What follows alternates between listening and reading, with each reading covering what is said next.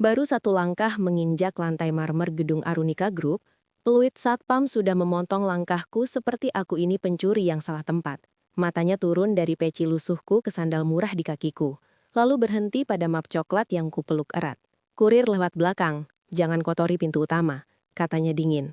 Sebelum dorongan di bahuku sengaja dibuat cukup keras, sampai map itu hampir lepas, dan dua resepsionis menoleh sambil menahan senyum. Di detik itu aku sadar, kadang harga diri orang kecil memang dijatuhkan dulu dari penampilannya. Kalau kamu pernah menahan malu di depan banyak orang, kamu pasti paham kenapa detik itu masih membakar dadaku sampai sekarang.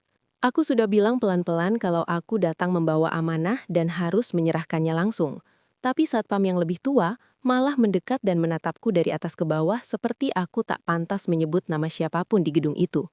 Jangan bikin malu depan tamu, katanya. Cukup keras sampai beberapa orang yang baru turun dari mobil ikut menoleh. Jari-jariku mengeras di pinggir map, tenggorokanku tercekak, dan untuk sesaat aku benar-benar merasa lebih rendah daripada debu di sepatu mereka. Lalu lift VIP di ujung lobi terbuka, dan wanita yang seharusnya paling mustahil berdiri di pihakku, justru melangkah keluar menatap lurus ke arah kami. Namaku Fajar, 26 tahun. Sejak ayah meninggal 3 tahun lalu, aku membantu ibu berjualan mie ayam di gerobak kecil dekat pesantren tempat aku dulu mondok. Setiap habis subuh, tanganku sudah bau kuah, bawang goreng, dan plastik pesanan. Lalu siang sampai sore, aku keliling mengantar mangkuk ke ruko dan kantor-kantor, sementara ibu menunggu di bawah tenda biru yang mulai pudar. Hidup kami tidak besar, tapi ibu selalu bilang, jangan sampai orang meremehkan adabmu hanya karena nasibmu sempit. Pagi itu aku datang ke Arunika Group bukan buat melamar kerja, bukan juga buat minta belas kasihan. Di tangan kiriku ada map coklat yang dari tadi kupeluk rapat. Sudutnya sampai lecek kena keringat. Itu amanah dari Kiai Salman, orang yang dulu diam-diam membiayaiku saat aku hampir putus mondok. Sebelum berangkat beliau cuma berkata, serahkan langsung ke Bu Naura. Jangan titipkan ke siapapun. Kalau kamu berkenan, bantu subscribe dulu ya. Karena sejak langkahku ditahan di lobi tadi, aku tahu hari ini bukan sekadar urusan menyerahkan map. Ini soal harga diri yang hampir diinjak di depan banyak orang. Wanita yang keluar dari lift itu berjalan cepat dengan tumit tinggi yang memantul tegas di lantai marmer. Seolah seluruh lobi sudah hafal siapa dia. Blazer kremnya jatuh rapi. Name tag emas kecil di dadanya memantulkan cahaya lampu. Dan orang-orang yang tadi sibuk sendiri mendadak berdiri lebih lurus saat dia lewat. Aku langsung tahu, perempuan ini bukan orang yang biasa menunggu jawaban. Dialah Bu Naura. Orang yang namanya sejak pagi kutahan di ujung lidah sambil memeluk map coklat itu seperti satu-satunya alasan aku masih bertahan di sana. Dia berhenti tepat di depanku. Tatapannya turun dari wajahku ke peci lusuh, ke sandal murah di kakiku, lalu ke map yang sudutnya sudah lecek karena keringat tanganku. Ada apa? Tanyanya singkat, datar, tanpa marah, tapi cukup dingin untuk membuat tenggorokanku makin sempit. Aku belum sempat menjawab. Satpam yang tadi mendorong bahuku buru-buru maju selangkah dan berkata, "Maaf Bu, orang ini ngotot mau masuk, katanya ada urusan penting." Cara dia menyebut orang ini lebih menusuk daripada dorongan tadi, seolah aku bahkan belum pantas punya nama di gedung itu. Aku menelan ludah lalu menjawab pelan, "Saya diminta datang, Bu." Belum selesai kalimatku, seorang pria berjas biru tua datang dari sisi kanan dengan langkah cepat dan wajah licin yang terlalu tenang. Rambutnya klimis, jam tangannya mengkilap, dan cara resepsionis menunduk saat dia lewat sudah cukup menjelaskan bahwa ucapannya di kantor itu pasti lebih berat daripada ucapanku. "Bu Naura, investor dari Stockholm sudah sampai," katanya. Lalu matanya berpindah kepadaku dari atas ke bawah dengan senyum tipis yang membuat dadaku panas. "Kalau soal proposal atau sumbangan, serahkan ke sekretariat. Jangan ganggu jadwal CEO." Kalimat itu membuat dua staf di dekat meja depan saling berpandangan. Salah satunya bahkan menutup mulut sambil tersenyum kecil, seolah mereka baru melihat tontonan gratis di tengah pagi sibuk mereka. Aku tahu bajuku sederhana, peciku pudar, dan tas kain di pundakku jelas tak cocok dengan sepatu mengkilap di sekelilingku. Tapi ketika pria berjas itu menatapku lagi dan berkata lirih, Orang seperti ini biasanya tahu waktu yang pas untuk cari iba. Ada sesuatu yang rasanya benar-benar menginjak harga diriku. Aku datang membawa amanah, tapi di mata mereka, aku cuma tampak seperti orang rendahan yang sedang mencari celah masuk. Naura masih menatapku, wajahnya sulit dibaca. "Siapa yang menyuruh kamu datang?" tanyanya. "Kiai Salman, Bu," jawabku. Untuk sepersekian detik, matanya berubah. Sangat tipis, tapi cukup jelas untuk membuatku sadar dia mengenal nama itu. Namun sebelum aku sempat berharap lebih, dia hanya menunjuk kursi paling ujung dekat mesin kopi. "Tunggu di sana." Aku mengangguk dan melangkah ke kursi itu dengan nafas yang terasa berat. Di belakangku, pria berjas biru tadi masih sempat berbisik, cukup keras untuk kudengar. Jangan sampai orang begini masuk lebih jauh. Aku duduk sambil memeluk map di dada, dan untuk pertama kalinya sejak tiba di gedung itu, aku merasa ini bukan sekedar disuruh menunggu. Ada sesuatu dalam cara mereka memandangku yang terasa terlalu tajam, seolah kehadiranku memang tidak diinginkan sejak awal. Aku duduk di kursi paling ujung dekat mesin kopi. Kursi yang sengaja dijauhkan dari jalur tamu penting, sambil memeluk map itu di dada. Seperti kalau kulepas sedikit saja, harga diriku ikut jatuh bersama kertas-kertas di dalamnya. Dari sana aku bisa melihat hampir seluruh lobi. Meja resepsionis yang mengilap, pintu putar tentang mobil-mobil mewah berhenti, dan lift VIP yang pintunya terbuka tanpa bunyi.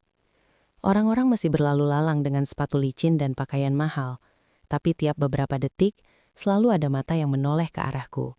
Cepat, lalu pura-pura sibuk lagi. Seolah kehadiranku menjadi noda kecil yang mengganggu pemandangan pagi mereka. Tak lama kemudian, seorang office boy muda datang membawa segelas air mineral di atas tatakan hitam. Seragamnya rapi, name tag-nya tergantung miring dan wajahnya tampak jauh lebih canggung daripada aku. "Minum dulu, Mas," katanya pelan sambil meletakkan gelas di meja kecil samping kursiku.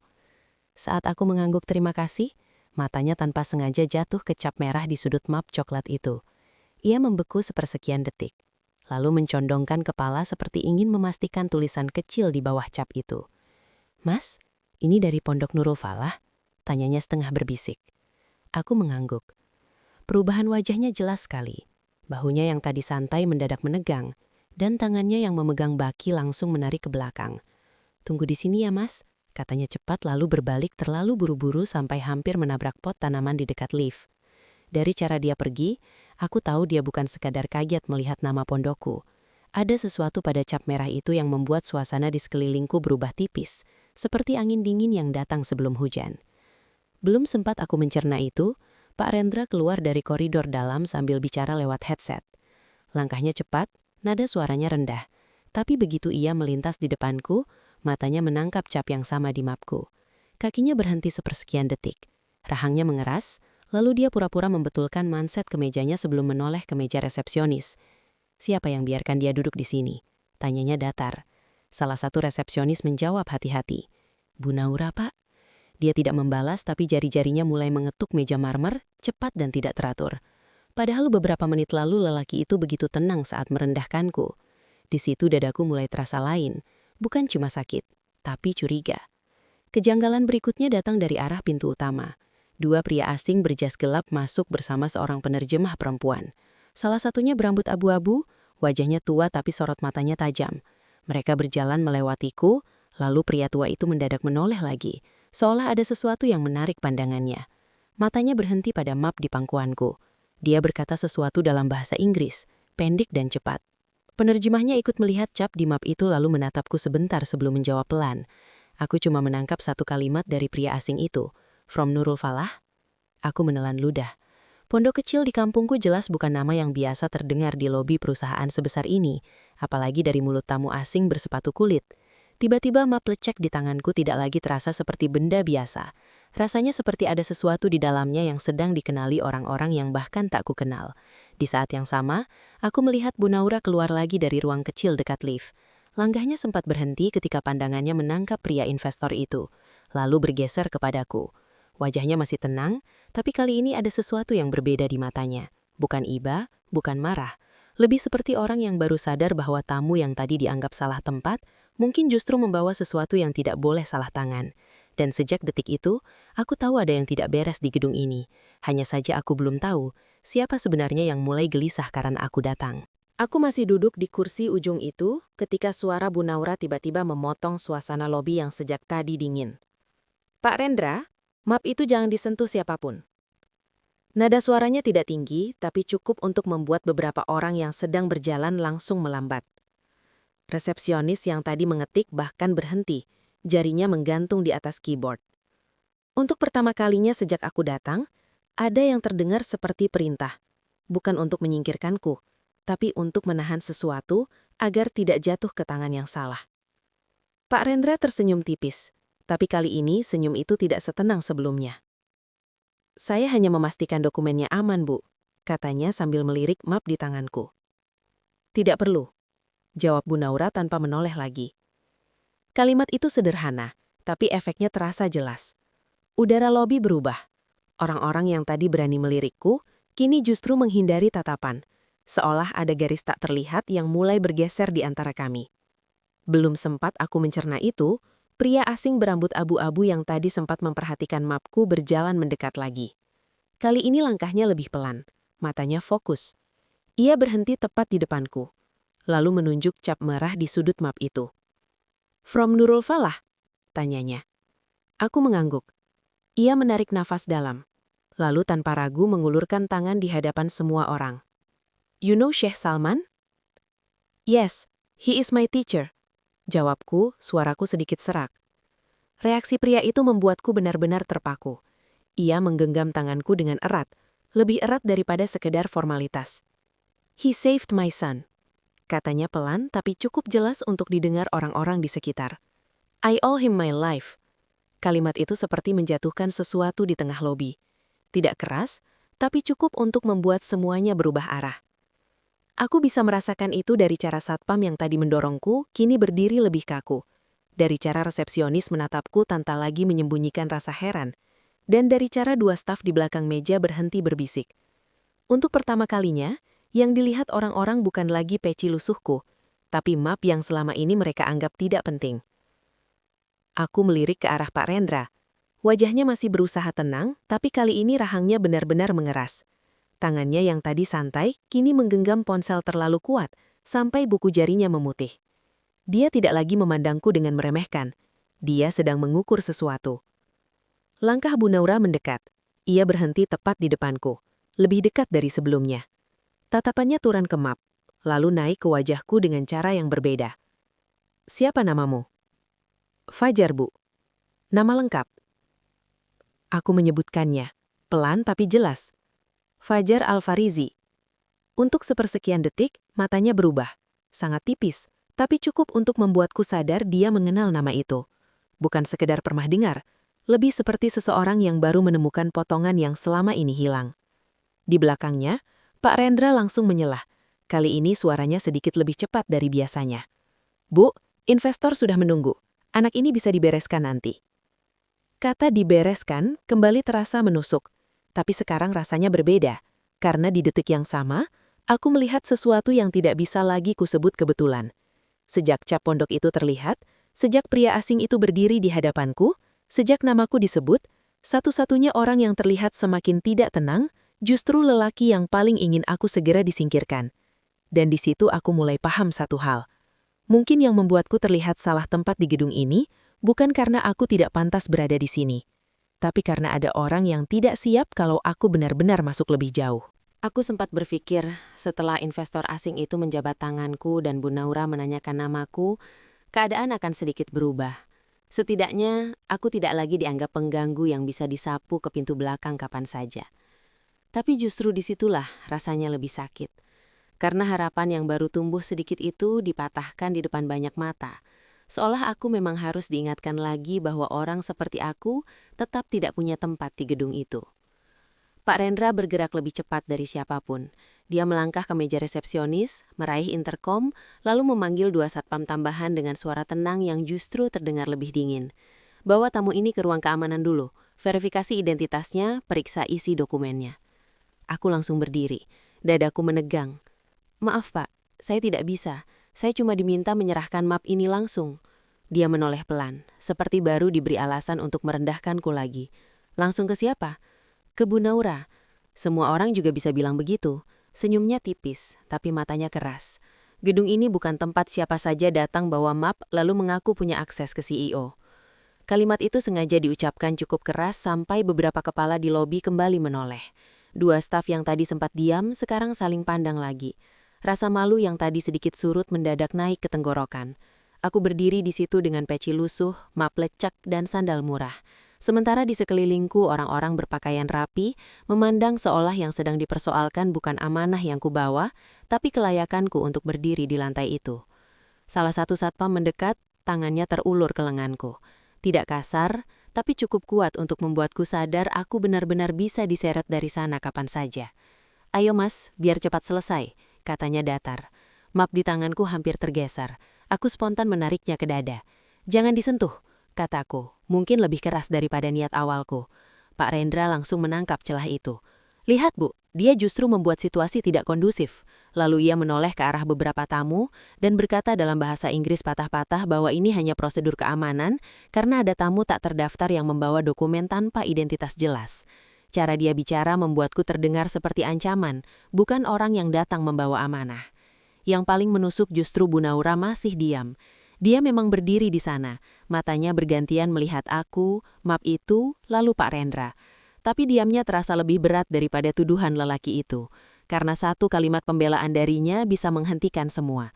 Dan kalimat itu belum juga keluar. Di detik itu aku benar-benar merasa sendirian. Pak Rendra melangkah mendekat, suaranya lebih pelan, tapi jauh lebih menusuk.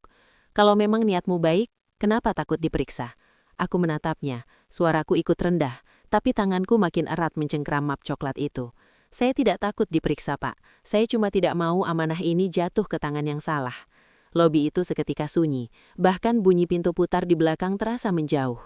Kalimatku keluar begitu saja, tapi setelah terucap, aku tahu itu bukan lagi jawaban biasa. Itu tuduhan yang halus, tapi cukup untuk membuat rahang Pak Rendra mengeras. "Oh jadi sekarang kamu menuduh ada tangan yang salah di kantor ini?" Aku belum sempat menjawab, ketika ia menoleh ke arah Bu Naura dan berkata, lebih keras dari sebelumnya, "Bu, saya rasa ini jelas. Banyak orang pakai nama pesantren, nama kiai, atau bawa dokumen entah dari mana, cuma untuk cari akses dan belas kasihan. Kalau dibiarkan, besok-besok siapa saja bisa masuk ke sini." Kalimat itu seperti tamparan terbuka, bukan cuma padaku, tapi juga pada pondokku, pada Kiai Salman, pada semua orang kecil yang hanya punya nama baik sebagai satu-satunya kehormatan. Aku bisa menahan dihina karena bajuku, aku bisa menahan ditatap rendah karena sandal dan peciku. Tapi saat amanah itu ikut diperlakukan seperti alat tipu-tipu murahan, ada sesuatu di dalam diriku yang rasanya nyaris pecah. Kalau kamu jadi aku saat itu, masih sanggupkah kamu menelan semua itu sambil tetap berdiri tegak? Satpam yang di sampingku kini menekan lenganku sedikit lebih kuat, seolah menunggu perintah berikutnya. Di belakang meja resepsionis, dua perempuan muda itu pura-pura menatap layar, tapi telinga mereka jelas mendengar semuanya. Bahkan investor asing yang tadi menghormatiku, kini hanya berdiri beberapa langkah dari kami. Tak sepenuhnya paham bahasa yang dipakai, tapi cukup mengerti bahwa aku sedang dipermalukan. Aku menoleh ke Bu Naura sekali lagi. Jujur, di detik itu aku bukan berharap dibela sebagai orang penting. Aku cuma berharap dia cukup adil untuk mengatakan bahwa aku memang datang atas namanya. Tapi wajahnya masih sulit dibaca. Diam, terlalu diam. Dan diam itulah yang membuat luka di dadaku terasa lengkap. Lalu akhirnya dia bergerak. Suara Bu Naura terdengar datar, tenang, tapi justru karena itu semua orang langsung menoleh. "Ikut saya ke ruang rapat atas." Aku sempat mengira dia bicara padaku, namun sebelum dia melangkah, dia menatap lurus ke Pak Rendra. "Bukan dia yang saya maksud. Anda ikut saya juga, Pak Rendra, sekarang." Untuk pertama kalinya sejak pagi itu, lelaki berjas biru yang paling yakin bisa mengatur semuanya, kehilangan wajah tenangnya. Langkah Bu Naura langsung menuju lift VIP tanpa menoleh lagi. Sepatu heelsnya memantul pelan di lantai marmer. Tapi kali ini, tidak ada yang berani menghalangi jalannya. Pak Rendra mengikuti di belakang dengan wajah yang tak lagi setenang tadi. Sementara aku masih berdiri sepersekian detik, mencoba mencerna apa yang baru saja terjadi. Office boy muda yang tadi memberiku air mendekat lagi. Kali ini suaranya lebih pelan, tapi nadanya berbeda. "Mas, ayo," katanya. Hampir seperti mengajak, bukan menyuruh. Aku mengangguk dan berjalan mengikuti mereka.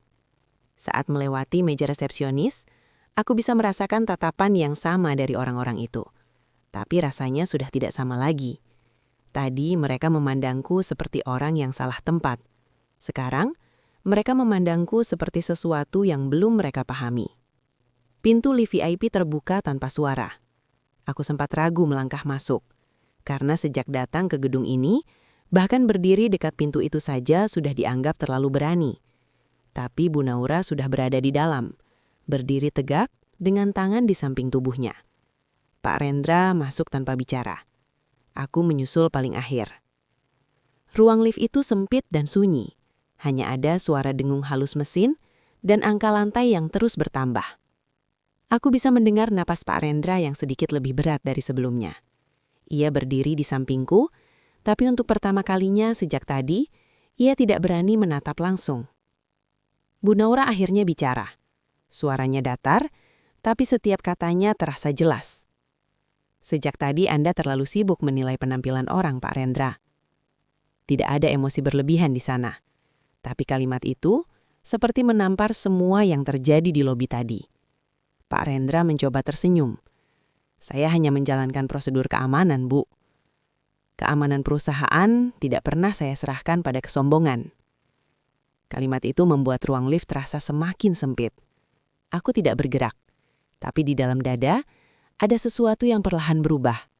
Bukan karena aku merasa menang, tapi karena untuk pertama kalinya, apa yang tadi hanya terasa sebagai penghinaan, sekarang disebut dengan nama yang sebenarnya.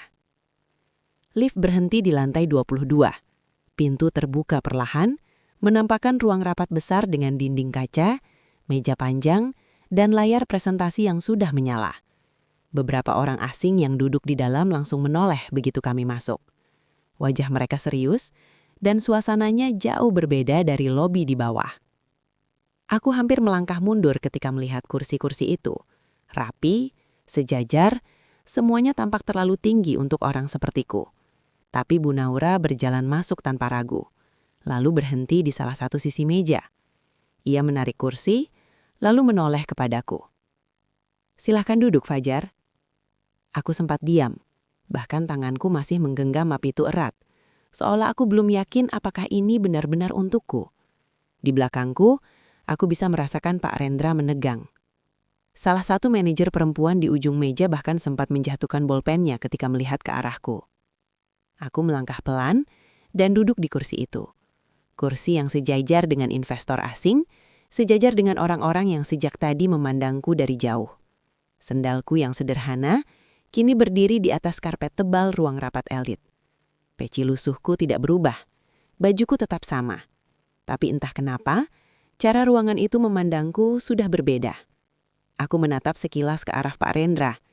Dia masih berdiri sejenak sebelum akhirnya duduk. Tapi kali ini, posisinya tidak lagi terasa setinggi tadi. Dan di detik itu, aku sadar keadaan memang belum sepenuhnya berbalik.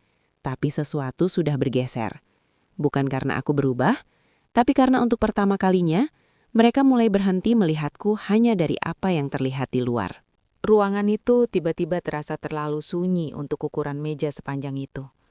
Layar presentasi masih menyala, grafik dan angka terpampang jelas, tapi tidak ada yang benar-benar memulai. Semua mata secara diam-diam masih sesekali beralih ke arahku, lalu cepat-cepat kembali ke depan, seolah takut ketahuan sedang memperhatikan. Aku tetap duduk tanpa banyak bergerak. Map di tanganku belum kubuka. Bukan karena aku tidak tahu harus bagaimana, tapi karena untuk pertama kalinya sejak masuk ke gedung ini, aku merasa tidak perlu terburu-buru membuktikan apapun. Di ujung meja, salah satu investor asing yang tadi menjabat tanganku membuka percakapan. "We were waiting for that document," katanya sambil menatap Bu Naura, lalu beralih padaku. "Is it ready?" Semua kepala langsung sedikit menoleh. Bahkan suara nafas di ruangan itu terasa ikut tertahan. Aku mengangguk pelan. "Sudah, Pak." Tanganku bergerak perlahan membuka map itu. Suara kertas bergesek tipis terdengar jelas di tengah ruangan yang hening. Aku tidak langsung menyerahkannya. Aku membalik satu halaman, memastikan sesuatu, lalu baru mendorongnya ke arah Bu Naura dengan tenang. Gerakan kecil itu membuat beberapa orang saling melirik. Bukan karena dramatis, tapi karena tidak ada keraguan di sana. Bu Naura menerima map itu tanpa bicara. Matanya menyapu isi dokumen lalu berhenti di satu halaman. Tatapannya berubah lagi, tipis, tapi cukup membuat rahang Pak Rendra menegang. Aneh ya, dokumen sepenting ini dikirim lewat orang seperti ini.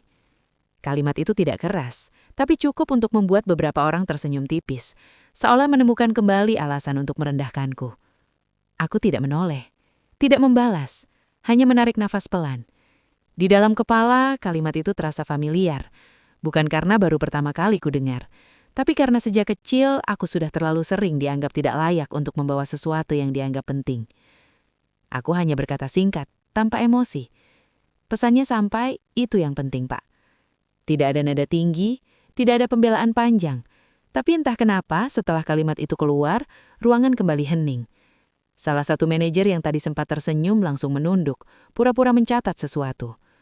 Bu Naura menutup map itu perlahan. Kita lanjutkan, katanya tenang. Tapi kali ini nada suaranya berbeda, lebih pasti. Ia menggeser map itu ke tengah meja, tepat di depan investor asing. Pria itu langsung membukanya lalu membaca beberapa baris. Alisnya sedikit terangkat. Ia menoleh ke arahku lagi, tapi kali ini tidak lagi seperti orang yang sedang memastikan sesuatu, melainkan seperti orang yang sudah mulai percaya. Di sisi lain meja, Pak Rendra mulai kehilangan ritmenya. Ia membuka laptop, menutupnya lagi, lalu memeriksa ponsel, seolah mencari sesuatu yang bisa mengembalikan kendali. Aku tetap diam. Tidak ikut bicara, tidak ikut menjelaskan, bahkan tidak ikut menatap siapapun terlalu lama. Tapi dari cara orang-orang di ruangan itu mulai menunggu reaksiku, aku bisa merasakan satu hal yang pelan-pelan berubah. Bukan lagi soal apakah aku pantas berada di sini, tapi apa sebenarnya yang kubawa, yang membuat semuanya mulai tidak berjalan seperti yang mereka rencanakan. Suasana di ruang rapat yang tadi hanya hening, kini berubah jadi tegang. Bukan karena suara yang keras, tapi karena semua orang mulai sadar, arah pembicaraan tidak lagi sepenuhnya dikendalikan oleh orang yang tadi paling percaya diri. Investor asing itu menutup map perlahan, lalu menatap Bu Naura. This is different from what we were told. Kalimat itu sederhana, tapi cukup untuk membuat beberapa kepala langsung menoleh ke arah Pak Rendra. Aku tidak bicara, tapi dari sudut mataku, aku bisa melihat gerakan kecil yang tadi tidak ada. Salah satu manajer mulai membuka-buka file lain dengan cepat, seolah mencari pembanding. Yang lain saling melirik, tidak lagi saling menguatkan, tapi seperti mulai saling memastikan siapa yang sebenarnya salah. Pak Rendra langsung menegakkan badan. Mungkin ada kesalahpahaman, katanya, mencoba tetap tenang. Dokumen awal yang kami siapkan tidak mencantumkan ini, potong investor itu sambil mengetuk salah satu halaman dengan jari telunjuknya. Suara ketukan itu pelan, tapi terdengar jelas, seperti penanda bahwa sesuatu sudah terbuka dan tidak bisa ditutup kembali. Bu Naura tidak langsung bicara. Ia menatap halaman yang sama, lalu perlahan mengangkat pandangannya ke arah Pak Rendra. Tatapan itu tidak marah, tapi cukup untuk membuat orang yang ditatap merasa sedang dinilai. Apa yang Anda tidak sampaikan, Pak Rendra? Tanyanya pelan. Untuk pertama kalinya sejak tadi, aku melihat wajahnya benar-benar goyah. Senyumnya tidak muncul, tangannya yang memegang pulpen berhenti di udara lalu turun perlahan ke meja. Itu hanya detail tambahan, Bu. Tidak mempengaruhi keputusan utama. Kalimat itu keluar cepat, tapi terlalu cepat untuk terdengar meyakinkan. Di sisi lain meja, investor itu menggeleng pelan. In our world, hidden details are the main decision. Beberapa orang langsung diam, tidak ada yang membantah.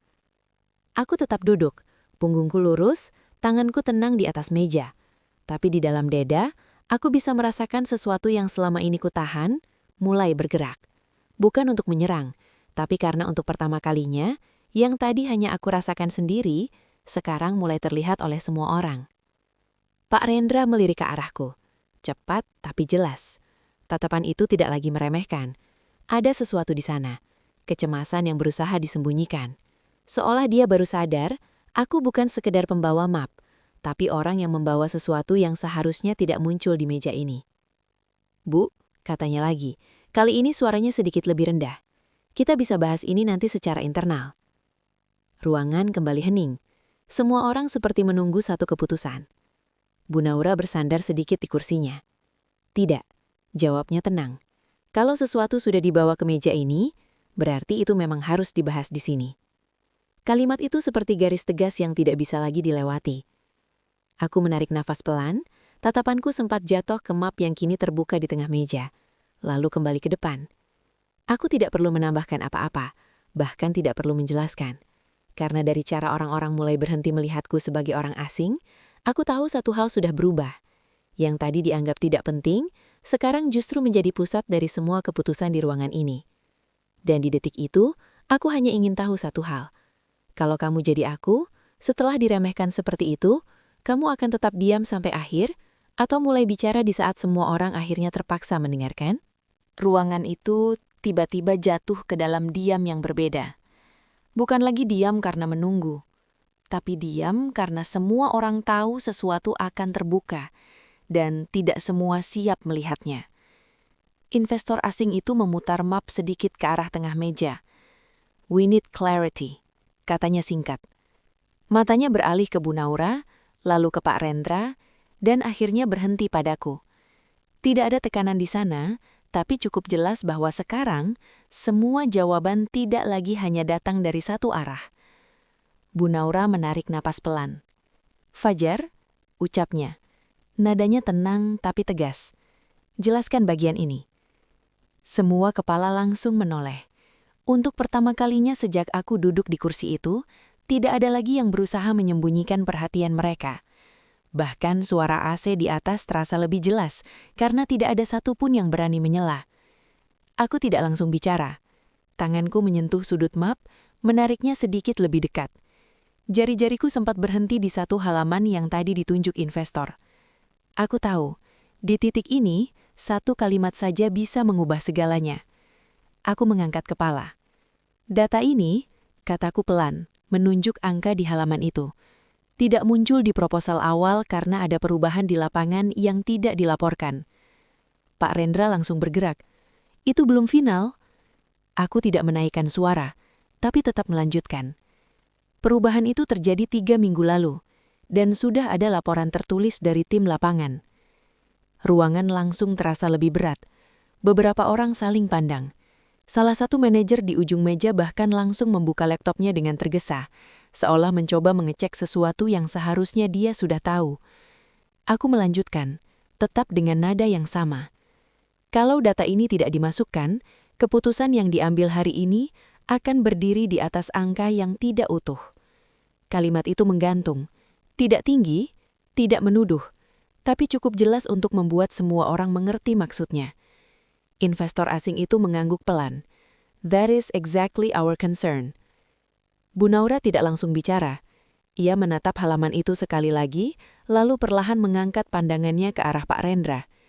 Kali ini tidak ada lagi ruang untuk penjelasan yang kabur. "Jadi, kenapa ini tidak masuk ke proposal?" tanyanya. Pak Rendra membuka mulut, tapi tidak langsung ada suara yang keluar. Wajahnya berubah, bukan marah, bukan juga tenang, lebih seperti seseorang yang sedang menyusun jawaban yang tidak lagi punya banyak pilihan. "Itu masih dalam proses validasi," akhirnya dia berkata. Aku menarik napas pelan. Lalu untuk pertama kalinya sejak tadi, aku menatap langsung ke arahnya. "Cap validasinya sudah ada, Pak."